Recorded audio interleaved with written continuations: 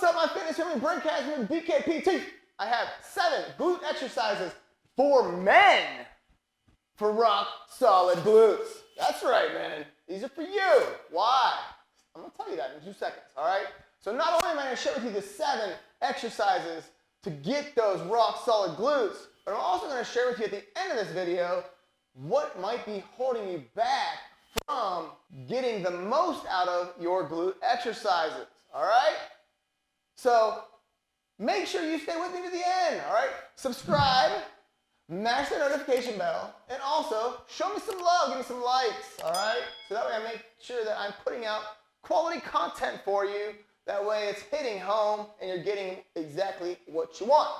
Also put in the comments if you have a glute exercise that you love and you got rock hard glutes.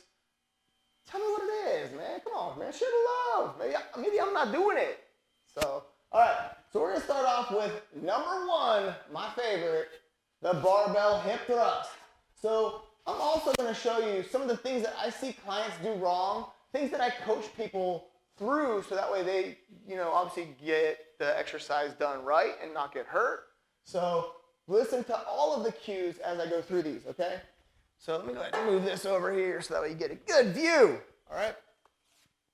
So you sit on the floor, you got your back up against the bench, and you got a barbell. So that would help if you're doing barbell hip thrust to have a barbell. All right, so I have a nice pad here. You can use a neck pad or a yoga mat, roll it up, and you're gonna go ahead and roll this bar all the way up to your hips. You wanna make sure that it's centered, because the last thing you wanna do is pick this thing up and it be kind of off-centered, and therefore some people will fight through it and do the whole thing kind of lopsided, or you should just set it down and restart the whole thing over again. So sit nice and tall. You want this bench to be right up against your scapula. So I'll stand up and show you that in 2 seconds where that's at, but it's like right below your shoulder blades, okay? So sitting nice and tall, pads up against your stomach, across your hips, and you're going to put your hands on the bar and just drive your hips up, okay? So big thing with this is you want to teeter-totter and drive, and your goal is to get your hips higher than your knees. All right, so driving those hips up higher than your knees, that way you're getting those glutes activated. So do you see how I'm rocking my head and my whole body on that bench?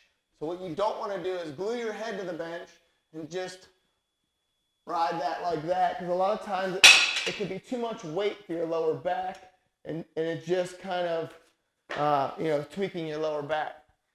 So make sure you're not gluing your head to the bench. Make sure your whole body is teeter-tottering. Make sure you exceed past that table level, so that way you're getting a good glute activation. All right.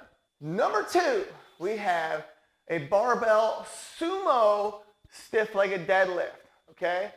So what's different between a sumo and a regular stiff-legged deadlift? One, what's different about it is obviously you have a wider stance, you have a sumo stance. So, but this tends to really, it's the ability to squeeze your butt a lot harder. All right, so it's a nice wide stance, it's about double shoulder width. You have your toes out at about a 15-degree angle. You don't have to grab like this, but I always use an over-under grip.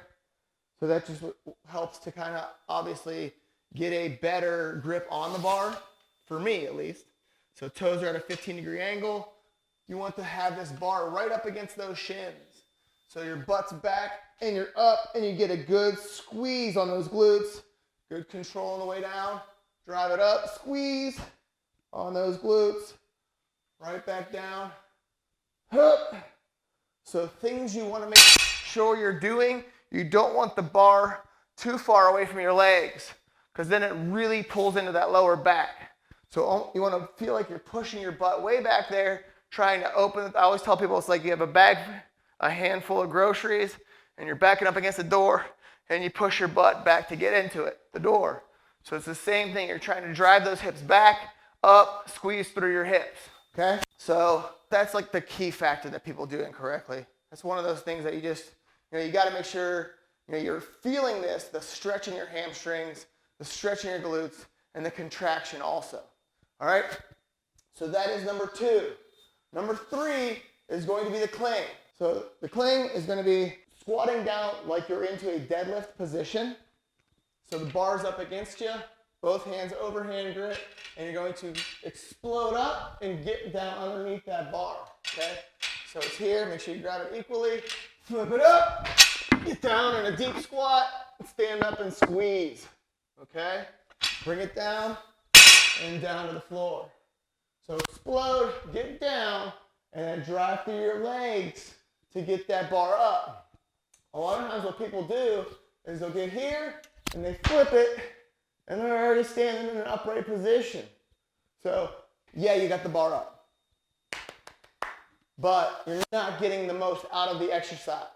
You know, so if your goal is to work the muscles that you're supposed to be working when doing a proper exercise, this is exactly what you're trying to do. So what you do is make sure you get down underneath that bar and then get a good full extension and drive it up, okay?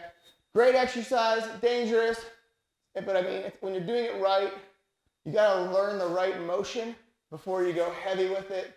So make sure you take the steps precautionary to get to that point, all right?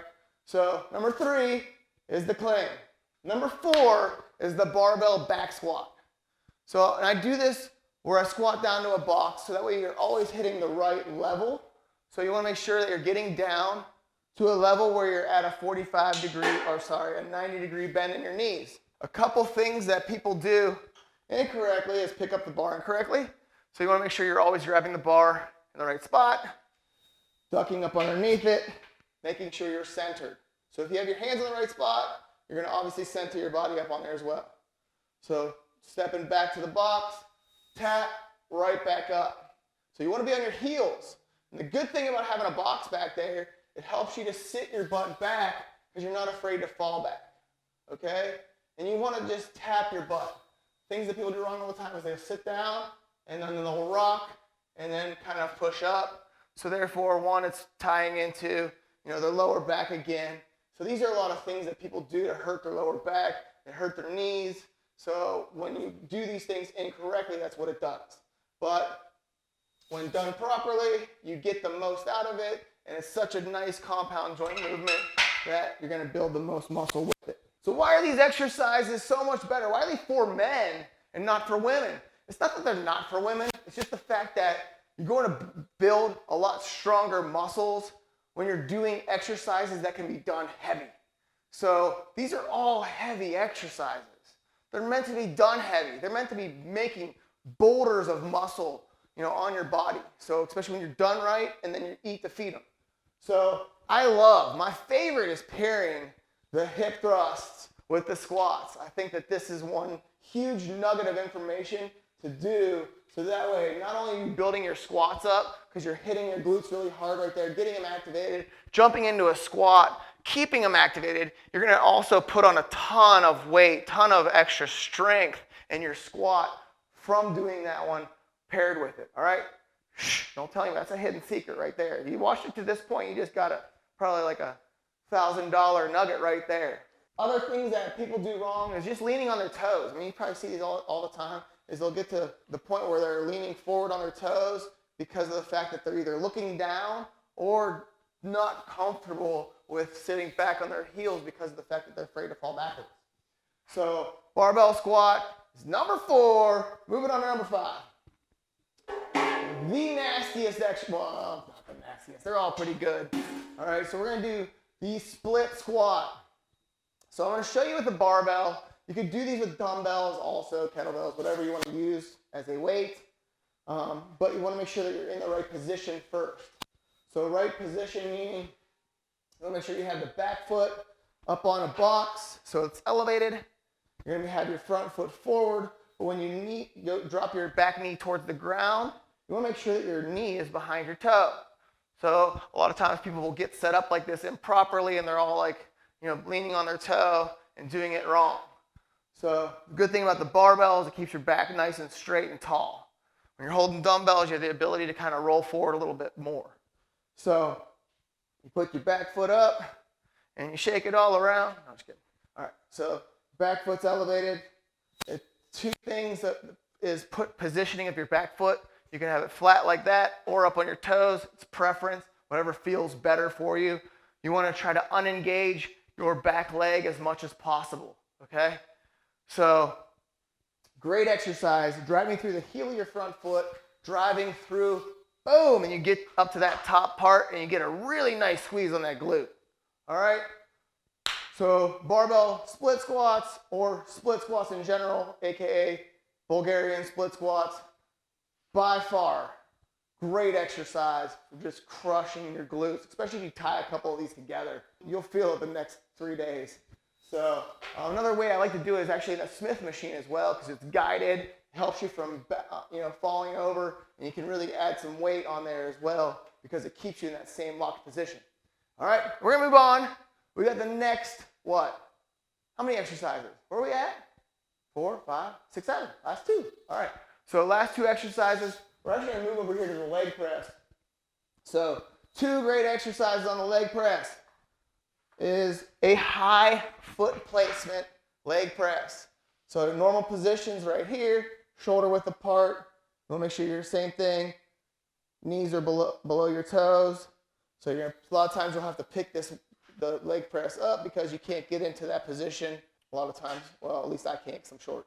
So I want your feet up high, coming down. You're not going to get a huge bend in those knees because if you overbend those knees, you're going to end up rolling your hips up because your hips are in a very fixed position being on a leg press. So going down about, you're less than 90 degrees, so not quite 90 degrees, maybe like 45, 60 degrees. And then just pushing up to your heels, getting those hamstrings and glutes really engaged. All right, and the reason it's the same thing, another nice one, is because you can literally slap on tons of weight and really put some weight up against those muscles, obviously, the more resistance you put against the muscles, the faster and harder it'll get. Number 7, can you guess what it is? Since I'm already in the position, single-legged leg press. So great one also, one, because of the fact that, A, you're isolating one leg, so the other leg can't help. And 2, you can get a little bit deeper on this motion because of the fact of, your hips aren't as locked as if you have both legs up on that leg press. So I literally big thing with this one is making sure your feet are aligned with your hips. So you don't want to have your leg over here centered on the actual leg press because of the fact, this is a machine. It's going to equalize this weight anyways. So it doesn't matter if your foot's in the middle or off, aligned with your hip, keeping your hip safe, okay? So make sure it's aligned with your hip, and the best way to do this is I literally will set up as if I'm getting ready to do a leg press, and then I just drop a leg straight down to the floor, all right? I have a safety catcher here right in the middle on the leg press, so a lot of times what I use that as my guide of how deep I'm gonna go. So I come down, boom, tap that, drive right back up. So great exercise. Same thing is because, who's gonna single leg lunge 300 pounds? You're not. This is 317 pounds right here. So this is not really, I actually do more than this. This is just me showing you guys on the video. But look at the amount of weight you can do with a single leg. That's great resistance to build some serious muscle on those glutes. Can you deny it? No. You just want to make sure you're in the right position. All right, so those are the 7 exercises. I know. They're great. You can't wait to run to the gym and try it right now. It's good nuggets. So what do you think is possibly holding you back from getting the most out of your exercises when trying to hit your glutes? Huh? I'm waiting. Come on, pop in the comments. What do you think? What do you think? So not being able to mentally understand the muscle. Not in general, where did it come from? Adam and Eve. I'm talking about understanding it, feeling it, and understanding, okay, this is my glute. How do I squeeze it? How do I tense it? How do I activate it? My brain can't tell it to fire yet. So sometimes you have to do these. I know, this is why I saved it for the end. So I put this at the beginning. You might not have watched it. But there's 2 factors. This is only one of them. So don't turn it off yet once I show you this. You're going to be doing some of the girly exercises that help you to activate them. All right? These are all those ones you see in all those little bar classes and stuff. So, you know, kind of like leg lifts like this. Just trying to get your glute firing. So leg lifts, good. Fire hydrants out to the side. I'll do these a lot of times with some, at least to make it look a little more manly. Is I'll stand on a band and just kind of walk in a stiff-legged position, just back and forth, trying to get those glutes firing.